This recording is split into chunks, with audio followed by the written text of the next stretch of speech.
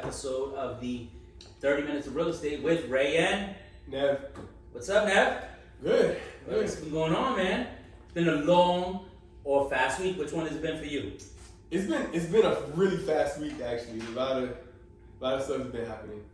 Don't you feel like the whole week was like crazy, like back to back stuff? It's like we've been extremely busy. I feel like we're in Tuesday still. Like I feel like I did a million things this week already, and we're still in Tuesday. You know, I think it's because when we came back from COVID, we were trying to take it slow, and then now we're back to speed. Yeah.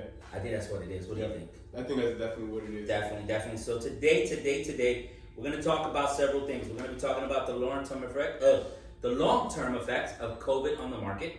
What's going on with the mortgage when forbearance ends? That's very important. I'm glad you brought that topic up. What's going to happen to people that aren't self-employed? Okay. What's new in the housing trend and what we can expect due to COVID? The new landscape of digital meetings, which is amazing, and the new landscape of business, foreclosure process, and market in other cities. So that's really important because here in Florida, one of the biggest things we do is we look at the urban cities like New York, Miami, California, LA, San Francisco, to pretty much give us kind of a trajectory of where the market's heading, because those cities get affected first before we do here in Orlando. So that being said, let's go ahead and start with the first one. So, long-term effects of COVID on the market. What do you think? Long-term effects of COVID on the Florida market, it seems like it's actually benefited us a lot just because we're one of the first states to actually fully reopen, which allows tourism to come in, and it kind of funneled tourism in this direction because we're fully open. You can't do anything in California if you went there. You can't do anything in New York if you went there. So again, it narrowed down just the options that people had. Yeah. And I think we're going to actually continue feeling that even after COVID, just because people seeing how quickly we're open, how normal it is here, quote unquote. So you think people are going to move? The fact that we have, we have been at 100% capacity as of. I'm not even sure. I would say November. Yeah. So since November, we've been at 100% capacity. And it's really funny because I was looking at the statistics in California. I know they have double the people, don't get me wrong, but they were on lockdown and they still had the same amount of COVID cases as we did. Yeah. Which is kind of crazy to me. It is crazy, even with the double amount of people, bigger population there. Definitely something that wasn't expected. No, I didn't expect it at all. I kind of thought we were going to skyrocket in cases, even though we are pretty high at the list of amount of cases, COVID cases. But where do you think we are on the list from top to bottom? I haven't checked the list. I stopped checking the list after probably around November when we opened. I want to say we're probably at number 6. Yo, that's a great guess. Why do you think number 6? I just have that feeling because we were already in the top 5 for a while. I think we're at number 6. Yeah, we're at number 6, which is crazy. I can't believe you guessed that. So I was checking this morning. We're number 6 in the whole U.S. Most COVID cases in the sense of, between all the cities. But I bet you won't guess who's number 1. New York. Damn, you're on point today. Are you psychic? Do you have the answers on this? What's going on? I don't have no answers. It's just these are the places you hear most about. You hear most about New York. I don't really hear too much about Los Angeles, but it's always in the news. Yeah. Well, why do you think? What do you think is causing cases to rise in New York, or just the fact that they have more cases than we? Obviously, more people as well. I think it's more I think with New York, I think it's because it's more people in a smaller proximity. So everybody lives really close. You're on top of each other in buildings. So if your neighbor next door to you has COVID and he touched the elevator, you have to touch that button for the elevator to go down. Or you went down the stairs. Correct. That door has to be open. So these people are living on top of each other, whereas in Florida, we're kind of widespread. So that's kind of like the differences. That's why I do think that's why I really thought. Well, if you think about it, that's got to be the reason, because if you look at Florida in regards to cases, you notice that South Florida has more cases than Central Florida, which is where we're at, and North Florida, because of the fact, obviously, we're more suburban and they're more urban. Yep. They're on top of each other. It's more of a city. Miami's more of a city, and that's what causes. But in regards to the mortgages and the forbearance ending, because Obviously, with COVID, I don't know if you noticed this, but have you seen the news where COVID cases have been dropping? No. So it's happened to me 3 times already where I always turn on the morning news. I don't know why. It's just a tradition for me. It's something that I just do. It's a ritual. So I get up, do my thing, get a little exercise in, and then when I get ready for work, I put the TV on and then I turn on the news, and everyone's saying COVID cases are dropping. Obviously, the vaccine is helping with that. Less people are getting sick. More people that have been sick are more aware. We're probably going to be into herd immunity pretty soon, if that's even a thing. More people get the vaccine, while the vaccine's working as well. So all that combined is probably causing it to go down. But in regards, this is the important thing. If COVID dies within the next 6 months, let's talk about forbearance. And before you talk about it, I want you to explain to our audience exactly what it is for those who are homeowners and for those who are new to be homeowners or those who are going to be working with us in the future. So forbearance, and correct me if I'm wrong, forbearance is basically when you couldn't pay because of either your job shut down temporarily or you're temporarily laid off or you're permanently laid off. The banks will allow you to file for forbearance, which means that these next payments are basically kind of deferred, okay, and then they're going to be tacked on to the end of your mortgage, hopefully. But it wasn't forever. It was going to be about, I think the first time they did it was 6 months, and then they added another Correct. 6 months to it. And if we're that's a year of payments. That's a year of payments. Yeah, year of payments. And if we're looking at the calendar now, that combined 6 and 6, 12 months is coming to an end. It's coming close. Coming really close. March, April, June is when you're going to see it end. So if it doesn't, if federally they don't enact another agreement with more forbearance to extend it, then you're going to start seeing a lot more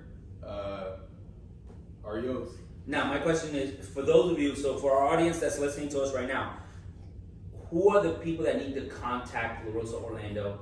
Or you can contact any other realtor, we don't care. But who do you think is urgently needing to contact out of all those people that you just listed in regards to the people that are temporarily laid off? But what about in regards to the people that permanently have lost their job and maybe haven't been able to bounce back and find a new job?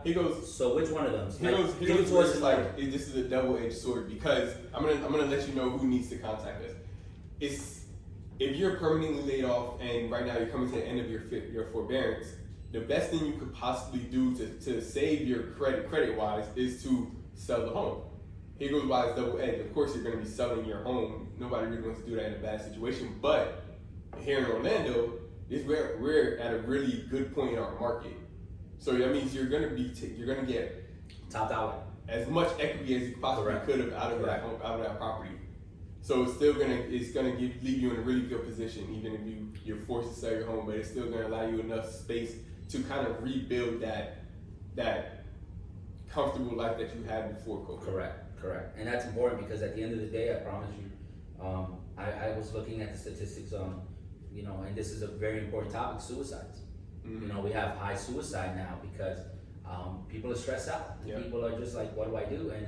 And God forbid anybody goes through that, or anybody but at the end of the day, that's one of the major causes of those suicides happening nowadays, is because they're stressed out over their bills, and some banks aren't even working with people. Yeah. This forbearance thing, I'll be honest with you, I've only saw 2 of my clients out of maybe 10 that were in trouble that were given the forbearance. Mm-hmm. Some people were giving a 4-month, but then on the 4th month they had to pay everything up, and then they're fighting. So those clients, obviously emergency, we had to close that. We had to, they met with me.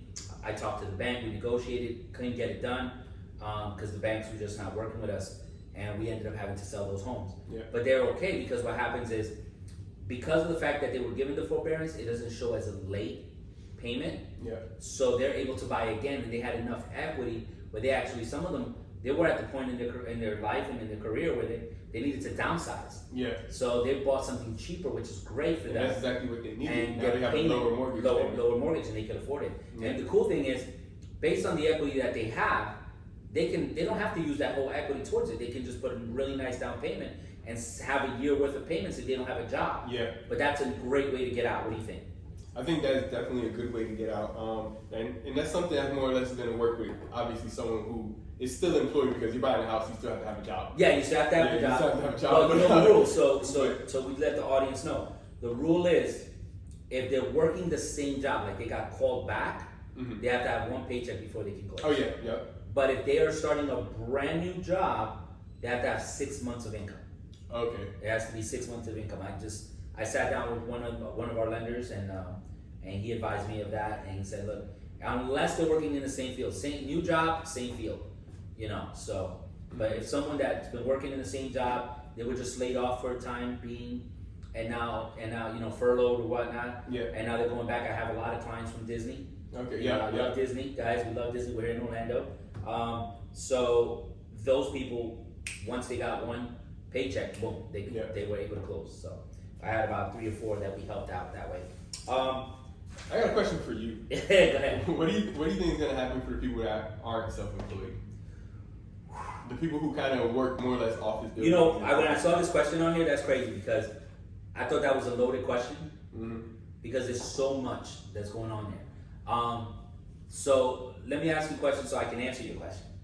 All right.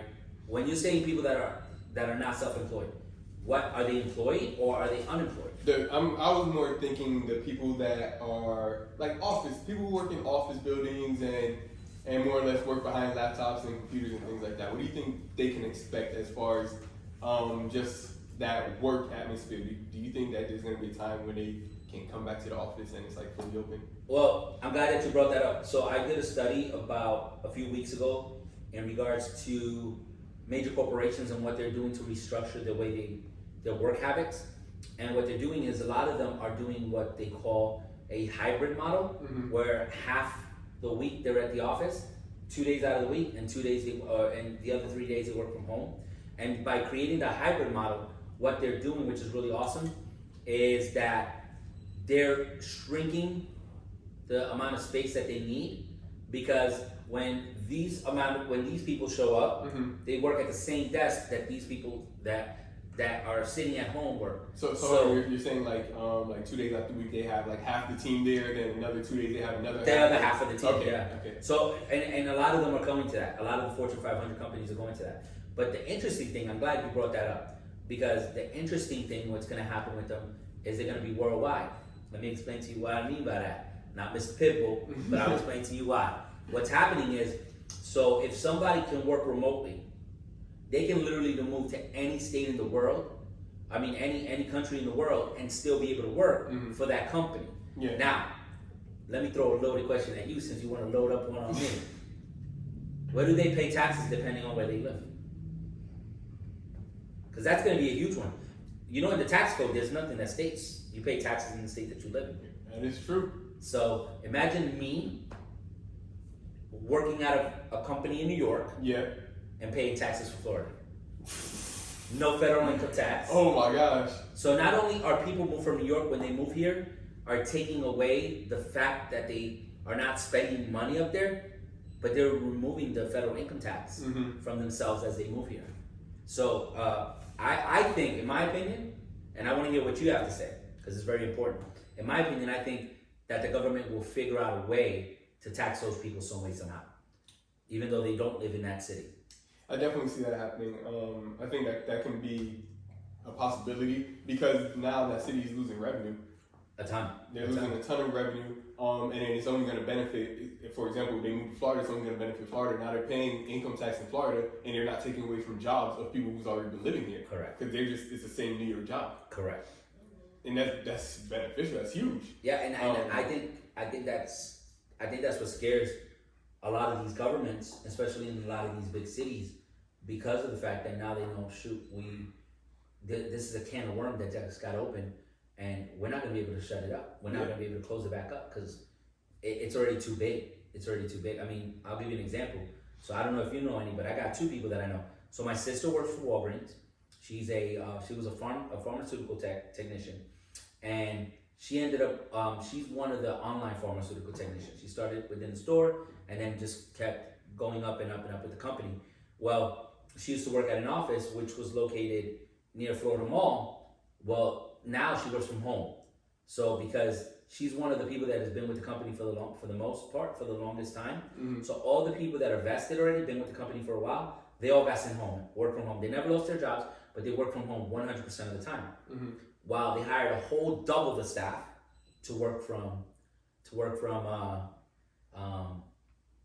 the office. Mm-hmm. So where my sister used to sit, now sits another person. Yeah. She said in her office she has about 50 people, which is crazy, right? So she's got 50 people that work out of her office.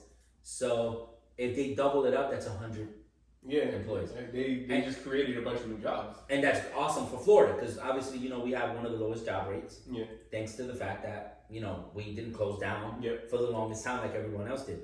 But here's another one. Then my friend, Lewis, he actually got a job with TurboTax. Guess where he worked from? He worked from home. He worked from home. Of course. You know what I'm saying? And they're paying him way over minimum wage. Mm-hmm. I mean, I think he's making like $18 an hour.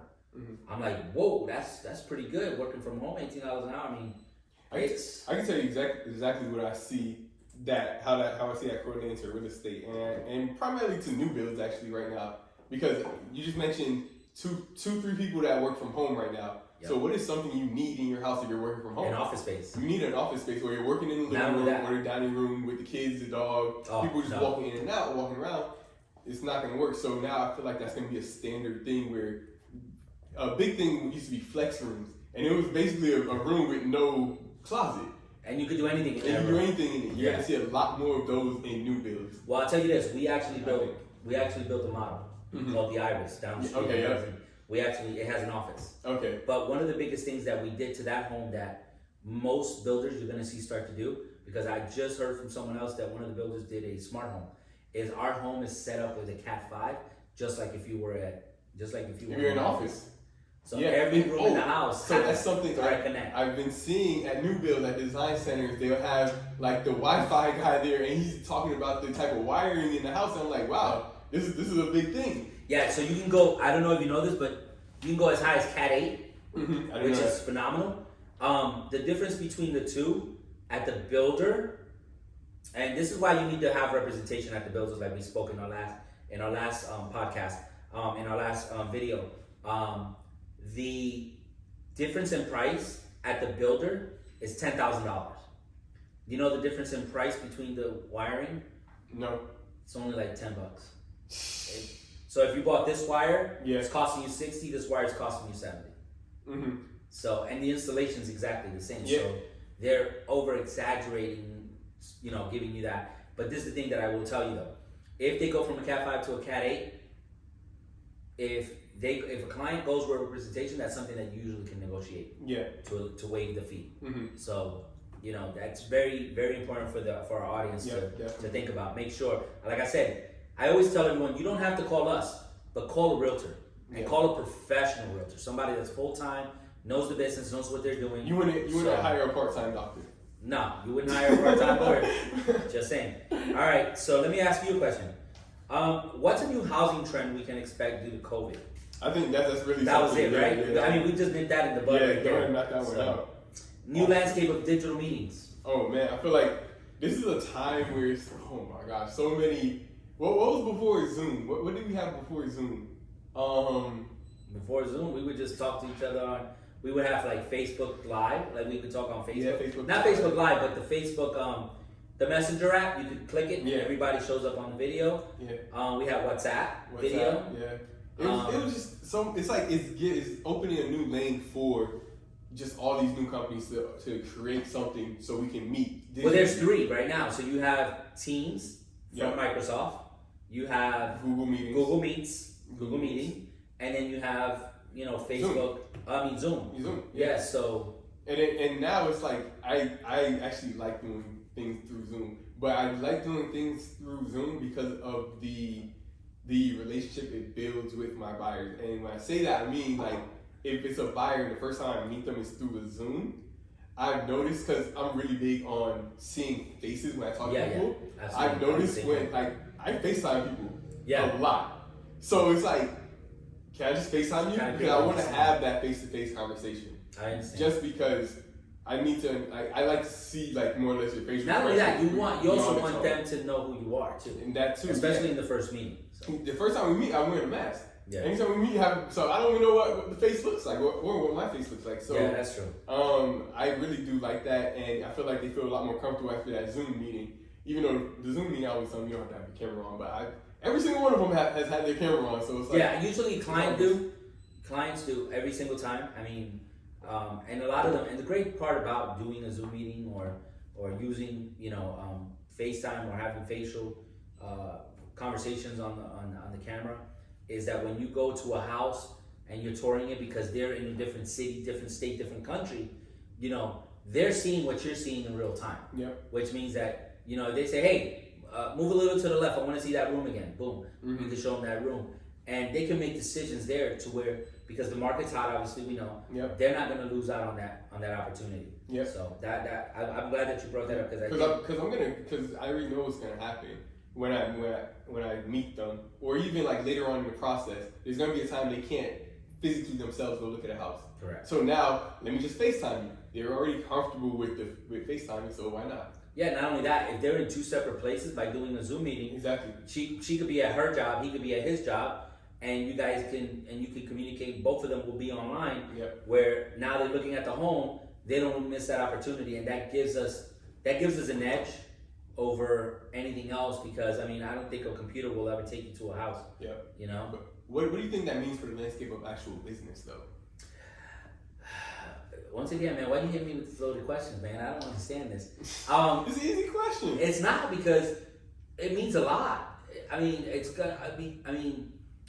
The innovation that's gonna have to come from it for the next, I would say 5 to 10 years, is gonna be amazing. Like, I can't wait to see what Silicon Valley or our tech people will come up with in regards to how businesses are gonna be run in the future. Because think about it from the aspect of, let's talk about grocery stores, okay?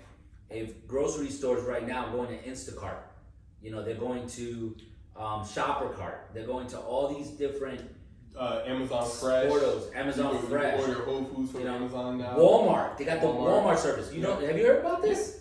The Walmart service is way friendlier than actually going into a Walmart. Not only is it friendlier, but have you seen? Do you know the whole step, like the whole thing? Because I just got it. Yeah. Did you get it? Yeah. You have it? Yeah. The membership? No, I don't have the membership. Oh, I got the video about it. I've seen it. No, the membership is great. Let me explain to you. It's really good. So, what you do is you pay $60 a month, right? Just for the month. Yep. And free groceries at your house whenever you want. Oh wow. So way better than Instacart, way better than all of these. Listen, Walmart is not promoting us. I'm just telling you my experience with them. So, the Walmart, if you want to promote us, let me know. I'm going to tell you right now, I'm still loyal to Publix. I'm a big Publix. They don't mess up my order. I don't know if you ever had a sub from there. I don't even know if Walmart sells subs. So No, I agree. Listen, certain things I buy at Publix, but sometimes the great thing about, so I'll give you an example. I'll give you the best example. So my wife calls me up, right? She's like, babe, on your way home, can you bring this, and this? And she calls me, and I was like, well, text it to me so I don't forget. So I'm exhausted, because we're working 12-hour days. Yeah. It's crazy for us. So I was exhausted. I'm not going to stop at Publix. I'm not going to stop at Walmart. So I jumped on the app, picked the items out, had them shipped to the house, and they were there before I even got there an hour later. Yeah. So the fact that I have that service, and that's what I'm saying, once again, look at that market. So that market's changing tremendously. Yep. Look at it from a year ago. How many times have you had something delivered from Publix or Walmart or anywhere to your house? You know, I had COVID beginning of this year. Correct. Everything was delivered to my house. I was having everything delivered. Yeah, and then Amazon. Look at Amazon. It's flying. It starts. I was more thinking as far as landscape of business. Like, what does it mean for the actual banks and lending and actually like real estate? Because the reason for that question is because, and correct me if I'm wrong, at a certain point, they allowed you to e-sign for closing, so you didn't need the wet signatures on all the documents. Correct. Am I correct? So that's major. I feel like that's major when you don't need to send a whole notary to someone's, place to do that. Yeah, well, there's the thing too, though. It does lend itself to fraud. It lends itself to internet crimes. Mm-hmm. So I mean, I would say for the distant future, or for the not so distant, for the near future now, now, I think that I would say for the next few years, they're not going to feel comfortable to go all the way through e-signatures. Mm-hmm. I do, as of right now, I know we do have e-signatures when it's a cash deal. Yep. The underwriters are allowing it through the title companies, but in regards to the banks themselves, they're still not allowing it 100%. Mm-hmm. And when they do, I mean, literally, they have to. Because I'll give you an example of one fraud that could happen. I could say I never signed those docs. Somebody hacked into my email, and I never wanted to buy this house, and that's why I stopped paying. And why are you living in the house? Because I thought you guys gave it to me, and I could say that. I mean, I'm saying it's not a great argument. It's not a great argument, but shoot, it's gonna take you a long time to get that person, because you have to evict them, you have to prove that you needed to evict. All these things that can be played out will cost the bank way more money than if they were to still use the notary. That only costs a couple $100 to get it done. That's true. So I think in the near future, I think no. I think more towards, I would say later on, we probably will see a change, a major change. So that being said, in regards to this, let's say like downtown, think about who do you have downtown, right? So for example, you have banks, mm-hmm. you have attorneys, you have financial institutions that are outside of just the regular everyday bank. So like, for example, investment firms and stuff like that. What do you think is going to happen to those people? I mean, I don't know if you've seen the commercials with the attorneys, but they do Zoom meetings as well. Yeah, they do Zoom meetings now. Investment banking. I feel like a lot of that is going to be like they want to have them working from home, but it's really beneficial to have them in an office space as well. Yeah. But you do that at home, can't you? You can work from home doing that type of stuff because you're working on a computer regardless. Let me ask you a question though. It's just the network, is it a secure network that you're working on? Correct. Well, that's the thing. Another that I'm glad that you brought that up, because they can set it up to where they put you on a secure network when you go home. But this is where it gets kind of tricky. How secure is that computer? With your kids in the house, your wife in the house, they might jump on it, do something that they weren't supposed to do, and now the computer's hacked. Here's a million of your customers' information out there in the free world for the hackers to just enjoy.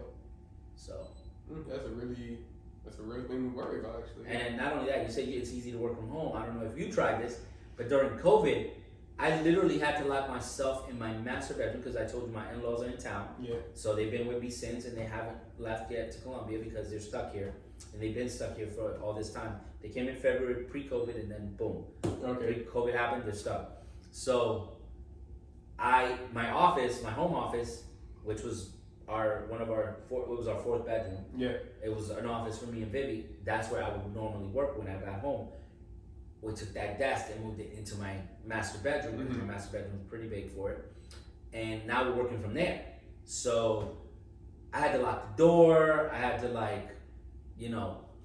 tell the kids, put a sign on the door, hey, do not open the door while daddy's, training or in the Zoom call or in the Zoom meeting, and it got pretty hard. It got pretty hard because the kids are home. They want to play with you, especially my youngest son. My daughter always wants to ask me questions. So with all that being said, you still think it's easy to work from home? I feel like that's one of those things where it's like it's gonna be as easy as you want it to be. Of course, it's gonna be difficult because you have a bunch more aspects to really worry about. When you come into the office, the only thing you really have to worry about is like how many people are gonna ask you a question. Now you have family asking you questions, and it's like your response does have to be different. For me personally, I live alone, so work from home is just like for you it's fine. I mean, unless your neighbor comes and bothers you, but other than that, asking for sugar and some ice. I don't know. Some ice. You'd be like, I'm working right now. Come back and get it later. All right, now I have a question for you. In regard to the foreclosure process, compared to 2006, 2007, 2008 to now, what do you think is going to change in the process? Back then, as you well know, they had the rubber stamping fiasco. Obviously, they're not going to have that now. Obviously, you want to explain that just for people who? Yeah. So, and I'm not even going to mention the attorneys that are probably locked up for life for doing this. But what was happening is that there was these attorneys that were being hired by the banks, and then what they were doing is they would have a room full of people, and they would just stamp away their signatures on the foreclosure documents, so they can get it mailed out to as many people as possible, so that they can start the proceedings. Well, in regards to the code of law, you're not allowed to do that. You're not allowed. It's called rubber stamping, because you're using a rubber stamp that they couldn't figure out a better term to give it. But what it was causing those papers to not be legal. Okay. So therefore, when you try to sue me and you send me a rubber stamp document, now you're gonna have to re-sue me if I get a good attorney, because I'm gonna be asking you, where's my original note? Well, the banks didn't care about the notes, because how many times have you seen a bank close and you're at the closing and the bank that you started the loan off with is not the same bank that's closing? Oh yeah. Because they sell those loans as quick as they can get them. Yeah. That's how they cycle their money. So based on that, a lot of these homes didn't have an original note. So a lot of these people that got kicked out of their home had legal rights to get their homes back. Matter of fact, there was a situation where one of the families that I work with, we actually were able to confiscate the house. So do you think anything like that is going to happen? I don't think so. If we get to that point as far as the foreclosure process, I think the foreclosure process is going to change a lot. I think it's going to be more meticulous than it was in the past. Right now we have about 50 million foreclosures pending in the courthouses around the U.S. Okay. All right. I don't even know what the world looks like, because other places are worse off than we are. But we have about 50 million, and like I was talking to one of the agents here, one of our team members. I said that I think because Orlando's a thriving market and we do have a lot of people that are still doing well, I think we're only going to be at 1% of that, which puts us at like about 50,000 maybe, or 500,000. I don't think that we're as affected as most people think. I think Miami's going to get hit harder than we are. Obviously, price reductions are happening there. Houses are so much higher there than they are here. Here, we're still kind of affordable. Yeah. Based on U.S. standards. So I think it's going to happen there. If we get hit, out of the 500,000 that I'm thinking, only 100,000 will be from here. I think the other 4 will probably be from South Florida. I think we are in a type of atmosphere where there's so much knowledge going around, where when it happened the first time in 2006, no one really knew what was happening. No one really knew how to deal with it. Now we can learn from history. Yep. And we can try to prevent a lot of these foreclosures. Well, you know what's funny? Short sale was just created on a whim. Exactly. They were like, okay, what do we call this thing when we sell it? Less than what the owner paid for it. Well, it's sold short of what it was sold, so let's call it short sale. Yeah. And that's how short of what was owed, yeah. And then real estate owned is another one. Real estate owned, which is REO, it was created based on the fact that they needed to know who is owned by. Yeah. So what they would do is they would put REO, real estate owned, and then they wouldn't put the buy part, because the buy part was for us, realtors, asset managers, and banks to know who it's coming from. I think it leads an opportunity where it's like, we've seen what happens when your house gets foreclosed on. In 2006, you really didn't know what the impact was going to have on your overall life after that foreclosure. Correct. But now you kind of know what's going to happen just from history. You're going to have credit issues. You're not going to be able to purchase another house for a while. Now, and you have an option at this point. Back then, that option wasn't for everybody because everybody didn't know it. Yeah. So I see a lot more short sales coming if we get to that point. And I feel like it's going to be from an educated seller's standpoint. We're doing this more or less because we weighed our options. Either we're going to have bad credit afterwards, can't buy another house, there's going to be all these other issues. Or do I short sell the house? I understand I love my home, but we have to think of more or less in the future. Well, I got a question about that, because obviously the consumer is going to be smarter. And some of them, because of the fact that the 10-year time frame has passed, a lot of them probably repurchased and bought new homes. So my question to you is, do you think we're going to see more short sales or more REOs? I don't think they're going to allow it to go that far. I feel like with the more educated sellers, they're gonna pick the short sale option if it comes to that. And then also with the more educated buyers, they're familiar with that term now, so they're gonna see short sales. Some of them actually look for only short sales. Correct. So I feel like somebody feels they can get a great deal if they see the short sale. Yeah, I feel like those are two things that are just gonna come together and cause that more like that ripple of less REO. Now I want you to educate our audience based on the facts. Okay, based on the fact that we live in a hard market, in a hot market. Mm-hmm. Do you think that the short sales will be lesser in price or at market value? They're going to be at market value. Nobody's in a rush to sell their house for less than what they bought it for, and now the banks are educated as well. Correct. And with the banks being educated, that means if we want to price a house right, who do we need to talk to? Who An appraiser, a real estate agent. Exactly. So you want to price your house the correct way, and you don't want to pay a bunch of money for who's the first person you're going to call? A realtor. A realtor. A realtor will price your house for free. Yeah. But an appraiser will price your house the most accurate. I'm not gonna. That's because that's their job. That's correct. Their primary function is to. But you know a realtor. But you know a realtor at any point in time, based on current market values and the way they do their CMA, the comparable market analysis, they use the same procedures that the appraiser uses. The only thing that changes between the appraiser and that could change, because they could actually be exactly the same on this, is what's going to change, or the value, if any, is going to be the homes that are picked, the comparables. Because in reality, if I'm the appraiser, you're the agent, and we both pick the same comparables, we should come up with the same price. Yeah. There should be no reason why our price should be different. So I feel like even though we're doing even though we're giving them a free appraisal, I feel that we still are just as valuable as if they can't call it an appraisal. If we do a CMA, we're giving them a free CMA. If we free CMA, you can't call it an appraisal. You can't call it an appraisal. You're not right. Appraisers. You're right. So no appraisal. So if we give them a free CMA, absolutely, it's gonna be very, very close, if not exactly like the appraisal. Yep. So all right, now let me ask you a question in regards to markets in other cities, and then I got another one for you that's not on the list. Okay. That bonus one. Which markets are you gonna see that are affected first? And what are they going to be affected in a positive way or in a negative way, based on what's going on with COVID right now? And you're talking about like what city? Yeah, like right now, what the common person that's out there, right? Just the regular, resident in any city. Their biggest fears are drawing them to other things, like for example. So one of the fears of living in an urban, because you're really tight, really close, is pushing those people to go to suburban areas. So they're staying within the city or within that area, but they're moving out. Like I'll give you an example. I grew up in New York City. Somebody that doesn't want to be locked up or feel like they're tight would move to Long Island if they wanted to stay within the state, or they would move the hell out of Dodge and move to like Florida, Tennessee. Tennessee's getting a ton of people. Texas. Georgia's being flooded right now as well.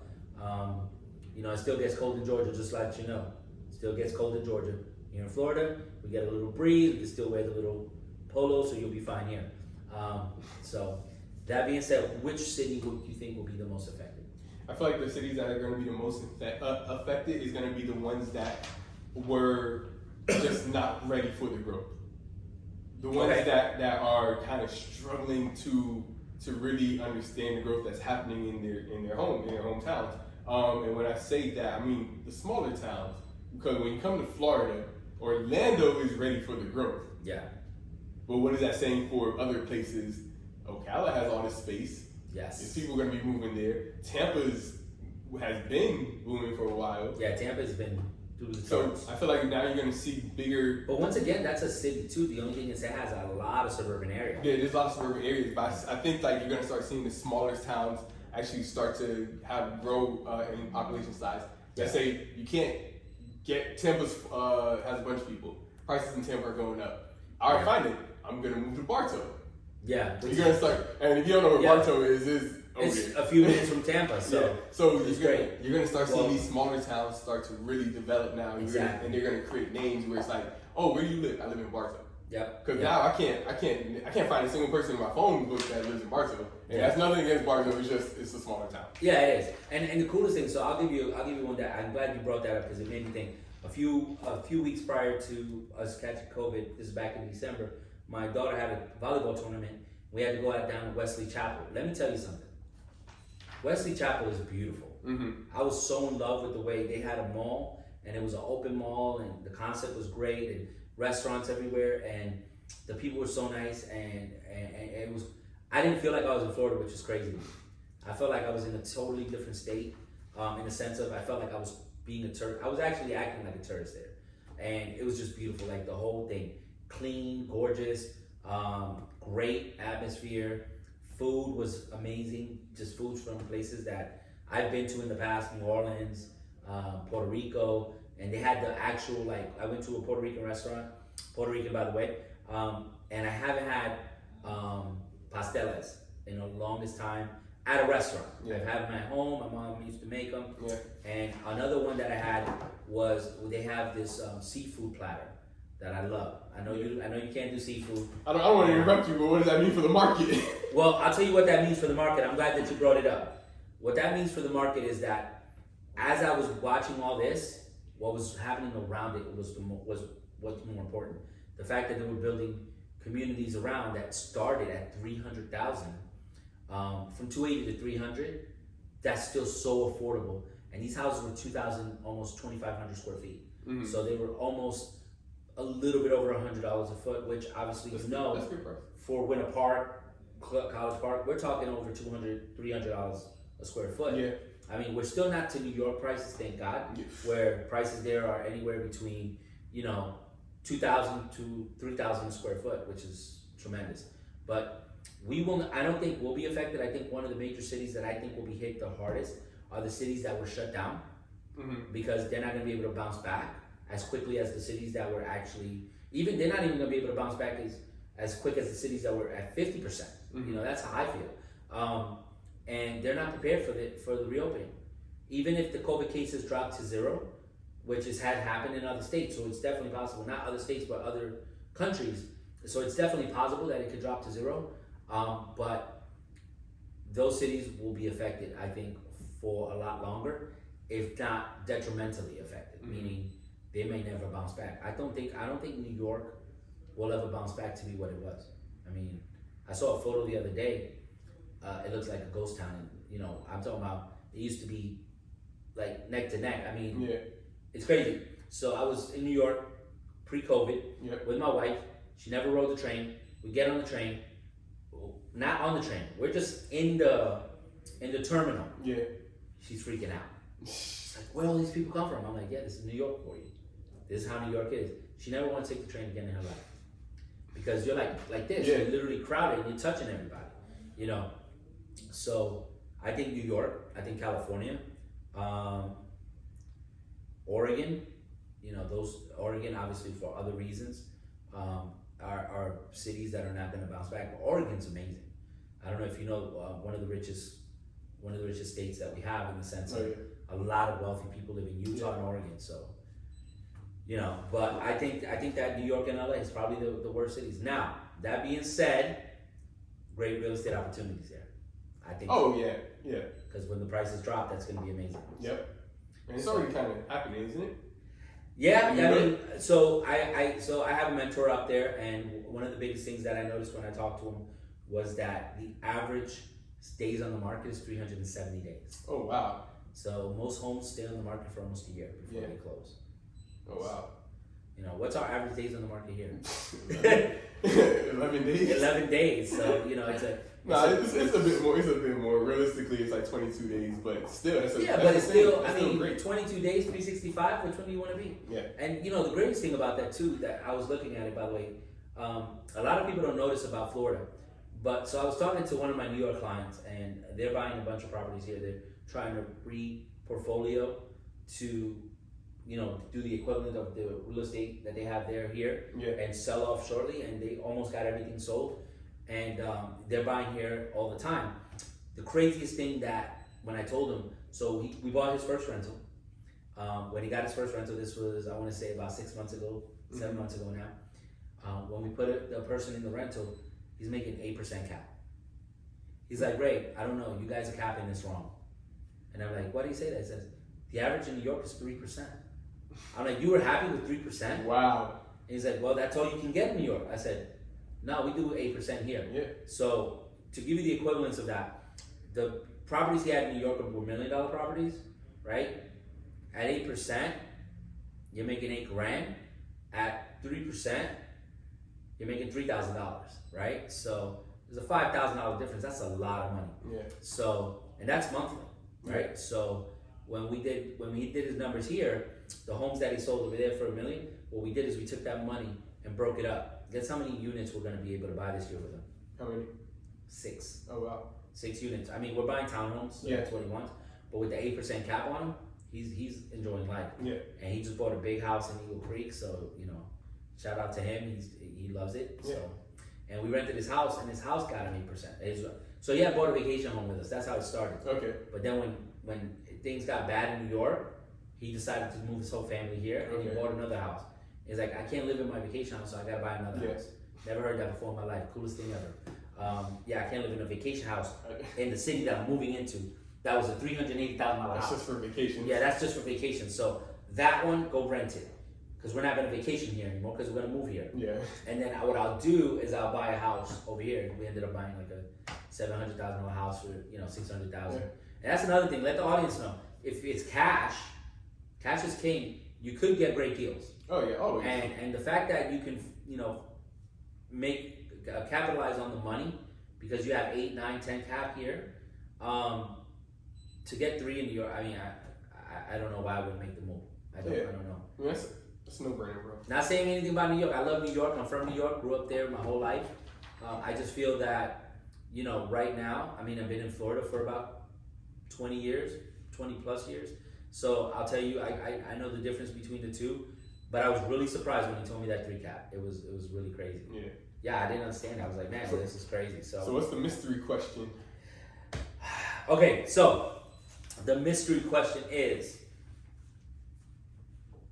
do you think the market's going to crash this year? No. Why? I don't think the market's going to crash. I don't think we need to really worry about the market crashing just under the circumstances that we're in right now. We would need something catastrophic to happen in order for the market to crash. But let me pause that answer. Yeah, because wasn't when you say the market, you mean like the real estate market, or are we talking more widespread? Nah, I'm talking about we're real estate, so we're talking real estate. So yeah, the real estate. I don't think it's gonna crash this year. Again, we're gonna need something more catastrophic than COVID for the market to crash. For the simple reasons that I understand it's a major concern for homeowners right now, and even people who are looking to buy, for the simple fact that it happened in 2006. But I'll tell you the difference between 2006 and 2000 and now. Okay. In 2006, they were doing speculative loans. Yes. So we called them ninja loans. Ninja loans. So it was basically loans with no proof of income. The federal government has put in so many regulations in place to stop that from happening. Now you do know. So that was a catastrophic thing that caused the 2006. That was a no doubt. But right now it's a little bit different. This isn't something because of mistakes being made. This is really more or less. Let's talk to the consumers that weren't buying around that time. Yeah. So those no doc loans, what were they? So the consumer can understand. No doc loans, what were they? Yeah. They were balloon loans.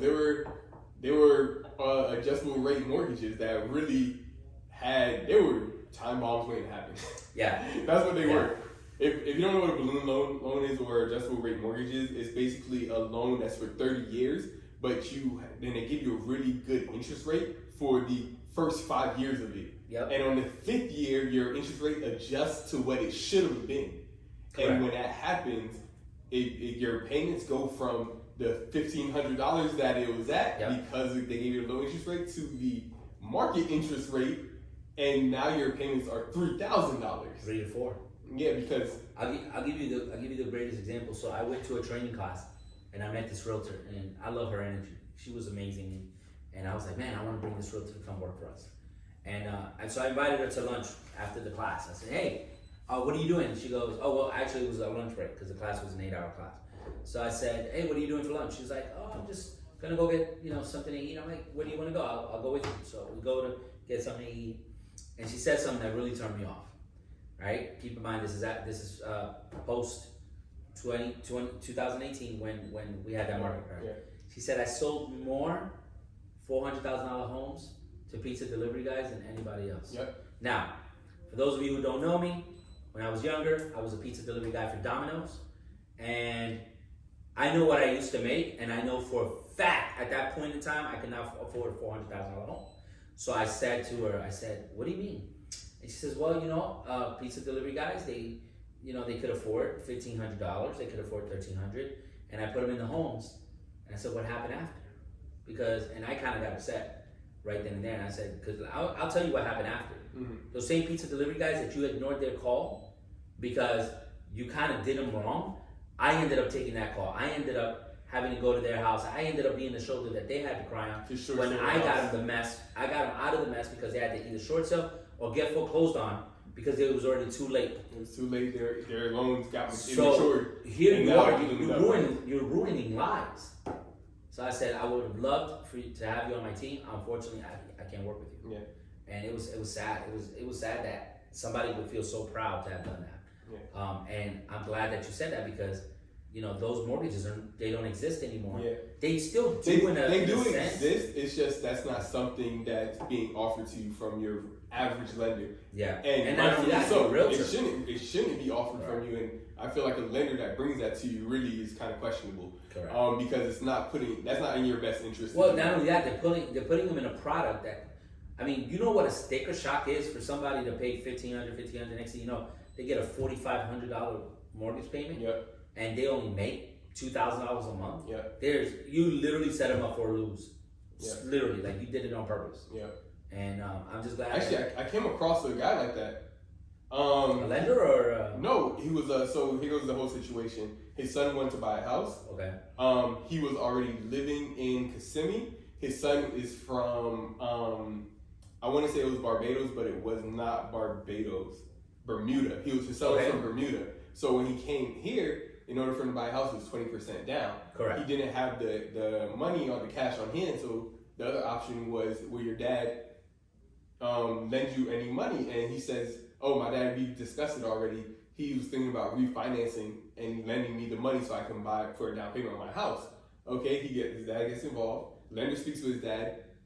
The lender lets his dad know that I don't know what happened between the time you bought your house and now, but it looks like your credit has dropped, so we can't refinance you right now. So we can refinance you in about 6 months. Let's do some credit repair on you. But I also noticed the loan that you have is a adjustable rate mortgage. What's going on here? And the guy was like, I don't know. This is how I bought my house. Like he had no awareness of what was going to happen in 2 years, and he only owned the house for 3 years. And it goes by the index. So in the index, when they go by the index marker, if the index shoots up to 8 that month, they're paying 8%. Exactly. So he was worried. So now I completely was like, okay, now I'm worried for him because he was an older gentleman. He came to Florida to retire. So I'm like, what's going to happen if he can't? And when he goes up, he's like, he's going to have to pay a lot more of his mortgages if he doesn't get out of this balloon mortgage. Yeah. And so we went primarily, I had to tell his son, we're going to put this on hold, obviously because we can't refinance your dad's house for your down payment, but we need to switch our complete focus to your father, to getting his credit to where it needs to be so he can refinance to a regular 30-year mortgage. Yeah, forget about like we're not even worried about we're worried refinancing about out. We just want to keep his house. And so the whole shit had to change to that. And he couldn't even understand how it happened, where it came from. They just told him he could buy a house and this is how you're gonna buy it, and he signed away. Wow. I was so worried. I don't want to say I was mad. I was really worried and concerned for him that I didn't even think to ask what agent did you use, what lender did you use. All I worried about was what do we need to do now to fix this. Yeah, because a lot of people don't realize that when you go. I'll give you an example. So like if you go to speak to an attorney or talk to a doctor, you want to talk to the best attorney and the best doctor that you can, because what happens is at the end of the day, if you're getting an operation, you want the best guy working on it. So you need to interview your real estate agent just like you interview your doctor. Yep. That's just the important thing. So thank you for answering that question. I hope it wasn't too hard. A little tricky. All right, but thank you so much. We had a great time. Nev, what do you want to tell them about what's going to happen next week? Is there something new coming on next week? Or? I have absolutely no idea what's going to happen next week. So that's why you need to tune in. Because we don't know what the hell is going to go on, but we know it's going to be good. Yep. So thank you so much for being here. See you next week. See you next week. 54 minutes. Okay. Why didn't you stop?